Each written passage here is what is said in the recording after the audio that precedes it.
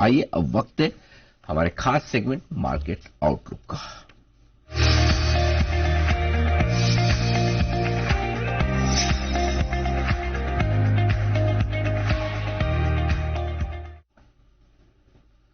हमारे साथ कार्यक्रम में शामिल हो रहे हैं एएसके हेज सॉल्यूशंस के सीईओ और एमडी वैभव सांघवी साहब।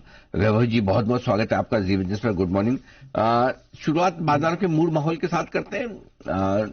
नवंबर भले ही खराब था, लेकिन थोड़ा अक्टूबर और नवंबर के बाद अब रिलीफ रैली आती हुई दिख रही है। कैसे देख रहे हैं सर इस बाजार को? क्या वाकई में कुछ बड़ा करने को तैयार है या थोड़ा टाइम पास वाला माहौल ही है? यानी कि अगर हम देखें लास्ट 2 या 3 महीने में प्रमुख रीजन या मुख्य कारण अगर हम देखें कि मार्केट वीकनेस किसके लिए थी। फर्स्ट ऑफ ऑल हम सितंबर क्वार्टर अर्निंग्स की बात करें तो वो काफी वीक एक्सपेक्टेड थी और वो वीक आई भी। सेकंड, हमने देखा कि चाइना स्टिमुलस के कारण इमर्जिंग मार्केट्स के अंदर काफी कंट्री इमर्जिंग मार्केट कंट्रीज से वेट और फ्लो एलोकेशन टुवर्ड्स चाइना हुआ। और थर्ड, अगर हम देखें कि नवंबर बिकॉज के यूएस में ट्रम्प का इलेक्शन हुआ और उसके कारण एक एक्सपेक्टेशन है कि वो कॉर्पोरेट टैक्स काटेंगे आगे जाके, तो उस कारण काफी flow from an overall emerging markets we have seen वो गया है टुवर्ड्स यूएस मार्केट्स। सो इसी के कारण हमने काफी एफपीआई आउटफ्लो देखे हैं। नाउ अगर हम यहां से बात करते हैं अगले 2 महीने 3 महीने की बात करें तो वन की सेकेंड हाफ ऑफ दिसंबर में जनरली हम देखते हैं कि एफपीआई की एक्टिविटी कम हो जाती है। सेकेंड कि इन कांस्टेंट इनफ्लो अगर लोकल साइड से आ रहा है तो हमें लगता है कि यहाँ स्टेबलाइजेशन और हम थोड़ा ऊपर देख सकते हैं। लास्टली कि यूनियन बजट आ रहा है, उसका भी एक्सपेक्टेशन रहेगा और ये क्वार्टर का अर्निंग्स जो जिस हिसाब से प्रीव्यू बैठेंगे, हमें लगता है कि लास्ट क्वार्टर के कंपैरिजन में वो थोड़ा इंप्रूवमेंट रहेगा, बट ईयर ऑन ईयर के हिसाब से स्टिल थोड़ा सबपार रहेगा। सो अर्निंग सीजन मिक्स रहेगी बट काफी कैटलिस्ट है। हम देख सकते हैं कि यहाँ से स्टेबलाइजेशन होनी चाहिए। कि तो चलिए थोड़ा बेहतर माहौल बनता हुआ दिखा है, स्टेबल होना चाहिए। लेकिन इस बीच मिड कैप स्मॉल कैप शेयरों में बड़ी तेजी होती दिख रही है। आज लगातार 14वां ट्रेडिंग सेशन है जब हरे निशान में ट्रेड कर रहे हैं। क्या ब्रॉडर मार्केट वाकई में ज्यादा मजबूत दिख रहा है? दिग्गजों में ज्यादा दिक्कत है एफआईएस की बिकवाली के चलते? कैसे क्या मार्केट को किस तरह से बांट कर देखें? थिंक जी ये एक दिसंबर फिनोमिना भी रहा हुआ है जनरली। अगर आप दिसंबर में देखते हो तो मिड कैप्स में एक्टिविटी जनरली ज्यादा होती है। ऑफ कोर्स अंडरलाइंग फंडामेंटल्स में ऐसी की कोई हम चेंज नहीं देख रहे हैं। चैनल चेक्स में हम देखें तो ऐसा कोई चेंज नहीं दिख रहा है। काफी पिटने के बाद अगर हम थोड़ी सी रिकवरी देखते हैं तो I think it should be okay. I am not काफी बड़ा कंक्लूजन यहां से नहीं निकालूंगा इनके रैली से।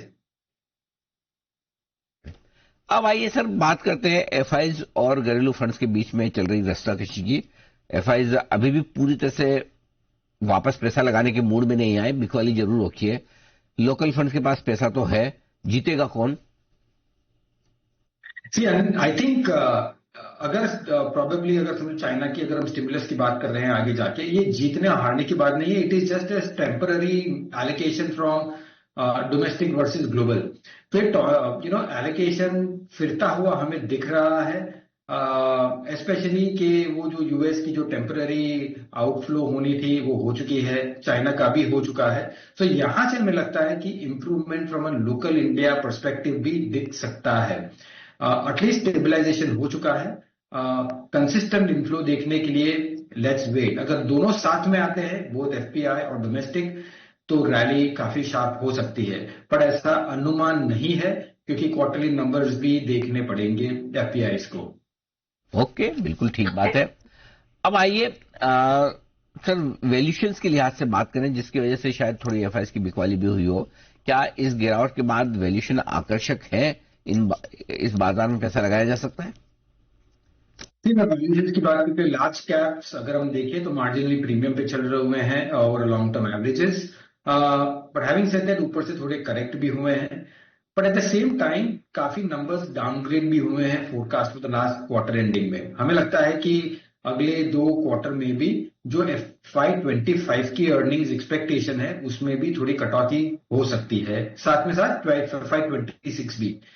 आवर सेंस इज बेसिकली कि वो नंबर कटौती होने के बाद फिर भी अभी at this point in time valuations are little trading expensive from a long term average perspective, but हम जनरली एक्सपेंसिव चले हुए हैं। तो मोर इम्पोर्टेंटली हमें देखना चाहिए कि अगर फ्लो आता है in terms of investments support, तो ये वैल्यूएशंस टिके रहेंगे और सिलेक्टिव अपॉर्चुनिटीज मिलेगी। लास्टली, ये इतना कॉम्प्लिकेशन या प्रॉब्लली इतने सारे वेरिएबल्स मध्य चलते हुए हमें लगता है कि जो एक्सपेक्टेड रेट ऑफ रिटर्न्स जो equities as an asset class हम देखे हुए लास्ट 2 साल 3 साल से, उसमें थोड़ी मॉडरेशन की अपेक्षा करनी चाहिए यहां से। आते हैं। अच्छा, जो पॉलिसी आई है पिछले शुक्रवार को आरबीआई की तरफ से, जिसमें रेट कट भले ही ना हुआ लेकिन सीआरआर कट हुआ है, इसको आप कैसे देखते हैं पूरे बैंकिंग सेक्टर के लिए, साथ ही banks, NBFC, real estate, auto, जो रेट सेंसिटिव सेक्टर्स है, उन पर क्या व्यू है? आई थिंक जो सीआरआर कट हुआ है डेफिनेटली एक पॉजिटिव है और एक लिक्विडिटी को कंफर्टेबल करने का एक अच्छा स्टेप है। आगे जाके अगर समझो लास्ट क्वार्टर में इनफैक्ट 5.4 जीडीपी हमने देखा, और अगर ये क्वार्टर में अगर बड़ा सुधार नहीं आता है तो काफी प्रेशर रहेगा आरबीआई पे रेट कट करने का। हमें लगता है कि रेट कट काफी नियर है यहां से, सो पॉसिबली एनबीएफसीज और बैंकिंग सेक्टर्स एक ऐसा सेक्टर है जो थोड़ी एक्टिविटी रह सकती है, at least on the positive side from momentum perspective. So positively देखनी चाहिए पॉलिसी को, और आगे जाके हम ऐसे स्टेप्स को और देख सकते हैं और देख भी सकते हैं कि पॉसिबली कि आरबीआई अपना स्टैंस बदले toward being more accommodative from monetary policy perspective. Okay, perfect है सर। कहां आपको दिखते हैं निवेश के मौके? अगर आपको इस समय पैसा लगाना हो तो कहां लगाएंगे? I think from a theme perspective, I think जैसे आपने कहा आरबीआई पॉलिसी एक बहुत ही महत्वपूर्ण पहलू है। इसके कारण मध्य चलते हुए हमें लगता है कि banking sector specially private banks और एनबीएफसी टू सम एक्सटेंट, जिसका काफी लेंडिंग एमएफआई या पर्सनल लोन में नहीं है, वैसी बैंक्स और फाइनेंशियल इंस्टीट्यूशंस हम देखेंगे। साथों साथ financials from an AMC perspective और any other capital market related companies में भी थोड़ी एक्टिविटी और मोमेंटम रह सकता है, हमें लगता है, हमें अच्छा लगता है। From a structural thematic basis हमें सीडीएमओ प्लेयर्स, रिन्यूएबल्स, वो भी बेहतर लग रहे हैं। और लास्टली आईटी एक सेक्टर ऐसा है जो हम पॉजिटिव देख रहे हैं, at least from a medium term perspective. So ये सभी सेक्टर्स हमें बेटर लग रहे हैं at this point in time. Vaibhav sir, thank you so much आज हमारे साथ जुड़ने के लिए, बताने के लिए कि अब बाजार पे क्या डायरेक्शन बन रही है। एंड ऑफ कोर्स सर ने बहुत सारे सेक्टर्स और स्टॉक सुझाए जिन पर अब यहां से फोकस करने की सलाह निकल कर आ रही है। Sir thank you so much once again. इसी के साथ वक्त हुआ है एक छोटे से ब्रेक का, जल्द लौटेंगे, आप बने रहिए हमारे साथ।